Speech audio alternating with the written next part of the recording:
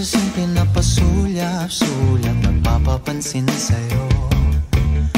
Umabot sa palitan ng mga mensahe, kilig na kilig ako. Kumusta, kain na, hello, magandang umaga. Ingat ka, pahinga, huwag kang masyadong magpupuyat pa. Naramdaman ng puso na dahan-dahan na pong nahuhulog sa'yo. Sa kada araw natin na pag-uusap, meron nang namumuo.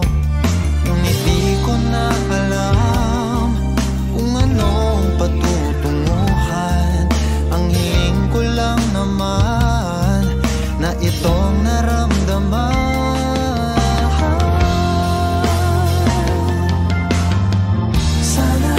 Sana naman ay mapagbigyan na at nang mapakinggan ang tibok ng puso kong sa'yo lang naramdaman ng tunay na kaligayahan. Sana naman mapagbigyan ng tibok ng puso.